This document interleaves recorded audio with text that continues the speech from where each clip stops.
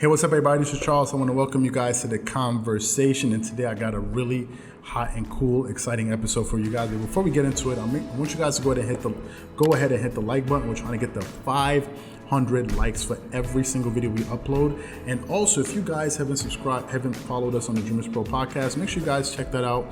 Dreamerspro Podcast, we're on Spotify and iTunes. We're in the description below. And if you want to see some really hot and different content and maybe a lot of videos that we produce over the past that you guys have never seen, make sure you subscribe to our Dreamerspro Short Clips channel. The description is link below, and it's also in the featured section of the homepage of our channel. So make sure you guys go ahead and subscribe to the Dreamerspro Short Clips channel. And with that being said, let's get into the content. Now today the question is, should Skip Bayless apologize for all of the nasty things that he said about Kawhi Leonard over the years? And that's what I want to get into into this video today. Now, all of you guys know who Skip Bayless is, and all of you guys know who Kawhi Leonard is. All of you know I'm a huge Kawhi Leonard fan, but I also like a plethora of other basketball players, but my favorite basketball player of all time is Kobe Bryant, and I usually stick to one player.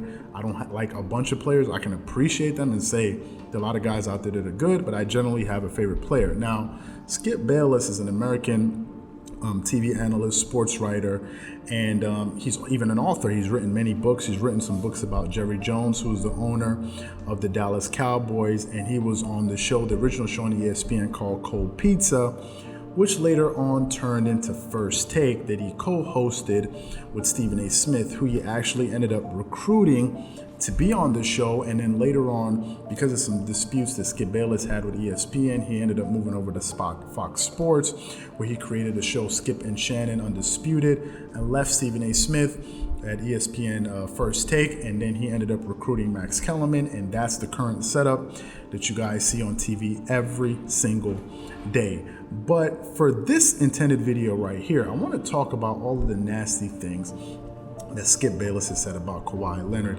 and why I think he needs to apologize to Kawhi for it. Now, just a few days ago, I was watching a lot of clips from some old, videos online, from things that happened last year, because as you all know, we're currently going through quarantine and everybody's at home and we're not seeing any new content regarding to sports online. So I like you out there, I'm just watching old videos on YouTube. And I was watching a video of last season of Kawhi Leonard and the Raptors going through their championship run as they were trying to make a run to the title, and I was just listening to how disrespectful Skip Bayless was. Now, before I go too further into it, I want you guys to take a listen to this soundbite of Skip Bayless just really going off on Kawhi Leonard for no apparent reason. So take a listen to this soundbite. That was simply the silliest argument you have ever made in the history of Undisputed. And I'm about to smash your argument into 1,000 pieces, because that shot was 1,000% luck. That was simply the luckiest shot that ever fell to win a playoff game. Ever, ever, ever. In all my years, going back to covering the Lakers here in the middle 1970s, I've never seen a luckier shot that won a playoff game. Why was it lucky? Number two actually had the audacity after the game, standing on the court in the post-game interview, to say that, I work on that shot every day in practice. No, you don't. Baloney. How you call the man a liar? I think it's my turn, and I think you're not going to interrupt me, because I didn't interrupt you after the early interruption. Oh, okay. Then I bided my time, really? And now it is my turn. There is no way he practices a shot to do that, because I could give him 100,000 shots, and he could not, again, make a shot do that, because it's almost physically impossible. So what happened? Joel Embiid should have blocked the shot, but he came to a jump stop first. He mistimed his jump, if we could see it one more time. Embiid does a jump stop and hesitates for a second, and then he has to relaunch himself. Joel Embiid is obviously 7 feet 2 inches tall, and if he timed his jump right, he just would have blocked the shot. Now, it's also possible he would have caught some finger, and they would have called a two-shot foul, because it wasn't quite a three-point shot. It was a two-point jump shot. So it's possible that number two would have had to go to the line to make one of two to win the game, and I'm pretty sure he could have made one. But again, Embiid mistimed his jump. But he got enough hand up that he forced number two to shoot a rainbow arc shot which is completely against stereotype of how he shoots the ball. Just for those who haven't watched him as closely as I have, number 2 is a line drive jump shooter. Yes. When he's in his rhythm and in his flow, he shoots line drives that barely arc at all and just bottom of net. And the degree of difficulty is high because obviously you cut down the portion of the rim that you can drop the ball through. Correct. Okay, so this was completely uncharacteristic of any shot he's ever shot because he was forced into a high arc. But obviously, you say he had to recalculate. Baloney, he recalculated. He left it short. It caught nothing but front iron, the near iron. It hit it hard on the way down. And it actually looks like, believe it or not, that the ball actually caroms a little bit backward. When it hit, everybody in the world thought it was overtime because everybody in the world thought the ball was going to drop straight down onto the court, overtime. But what happened? It had some weird forward spin on it. It was almost like the field goals that beat the Cowboys in the Green Bay game, hand of God field goals, where they kind of went the wrong way. Oh, so you said the hand of God tipped that one in? No, it actually had some weird forward spin on it, and it caught the near iron a second time and somehow went forward. It didn't go backward. It went forward across the rim. And then it hits on the far side once, twice, and now it's losing all its momentum. And it could have fallen left or right, and it fell right. It fell in. And it took forever. And I got to tell you, I was the most shocked I've ever been that a shot went down. And again, I only root for my bets against you, cases of Diet Mountain Dew. So that was my Diet Mountain number 2 shot because I didn't care who hit it. I just needed a shot to fall. So again, my feelings are completely skewed.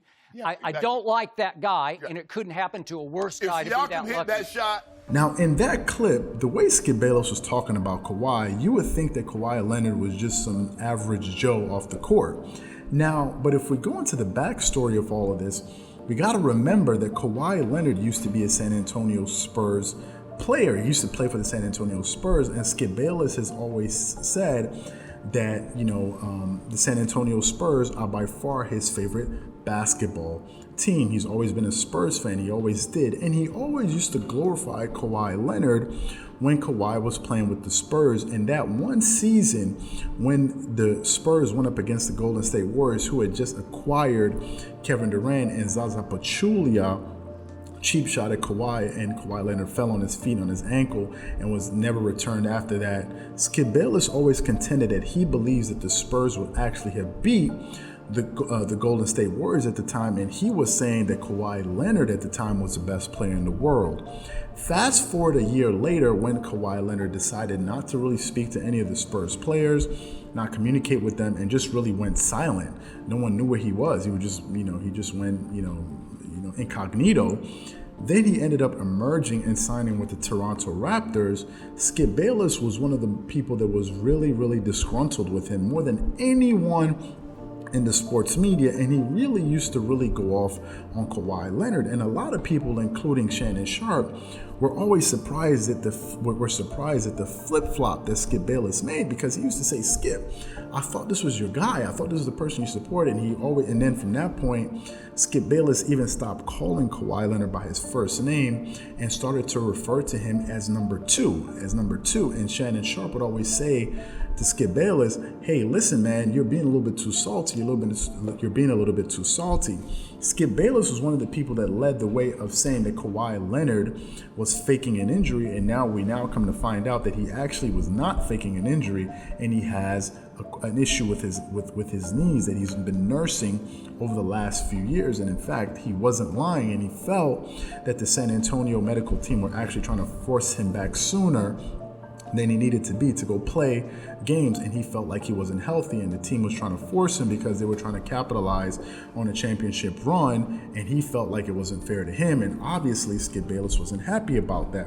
So throughout that entire period, especially last season, Skip Bayless was always talking about Kawhi Leonard like he was just some run-of-the-mill player. Now, For me to give you guys some context about this, and for you to put the context of Skip Bayless's words into perspective, the words of Skip Bayless into perspective, let's look at what Kawhi Leonard did in the playoffs last season while Skip Bayless was going around calling him number two. Kawhi Leonard played 39 minutes a game in the playoffs last season. He averaged 30.5 points.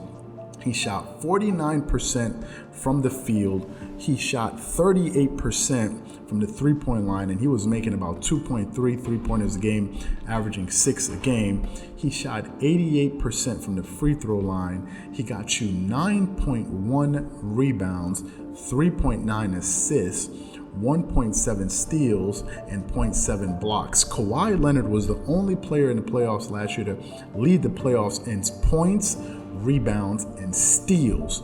Kawhi Leonard did that all on his own. And throughout his entire run last season, Skip Bayless at every turn was always discrediting him. And to be fair to Shannon Sharpe, he was the only one defending Kawhi Leonard throughout those playoffs and saying, Skip, you're taking this a little bit too far and you're being just a little bit too salty with the guy, because you got to give him more credit than that, because this dude is winning games and it's not a fluke. You can say he hit a lucky shot against the Philadelphia 76ers in that Game 7, but you can't say he was lucky to go ahead and beat the Milwaukee Bucks 4 straight games after going down to them 0-2 in that series and having so many people pick the Bucks after just Game 1, after the Raptors lost to them, and saying that it was over for the Raptors. Kawhi Leonard led that charge.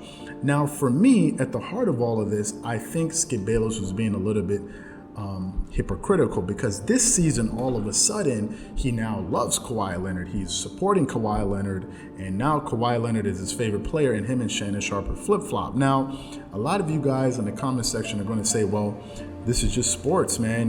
They're doing this for ratings, and, one person's going to say this and say that just to create a contrast. But in this particular case, I really believe Skip Bayless was saying what he truly felt at that time. And on many occasions, he went a little bit too far with his critique on Kawhi Leonard. And I think at some point in the future, someone needs to say to Skip Bayless, hey, man, you need to be able to take this stuff back.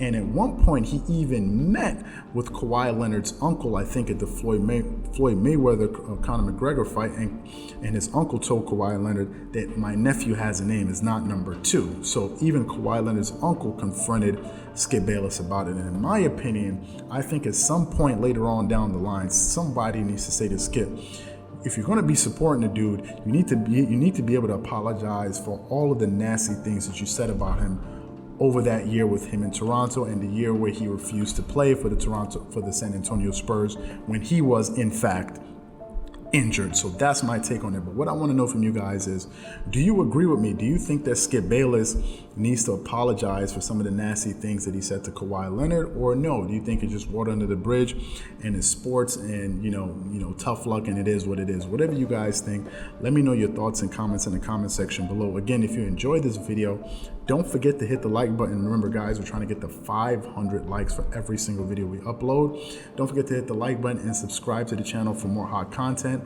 Don't forget to subscribe to our Dreamerspro Short Clips channel, which also gives you guys a lot of short sound bites and videos that we've released that you guys have never seen before. So make sure you guys, go ahead and subscribe to the Dreamerspro Short Clips channel. And again, if you enjoyed this video, we're going to link some other videos in the description below that you guys can enjoy. One of them is going to be called, Will Stephen A. Smith Ever Give Kawhi Leonard his props? And the other video is Michael Jordan, the greatest two-way player in the history of the NBA. So make sure you guys go ahead and check those videos out and let me know what you think in the comment section of those videos as well. Once again, it's just Charles here from Dreamerspro. Wishing you guys an amazing day. Peace.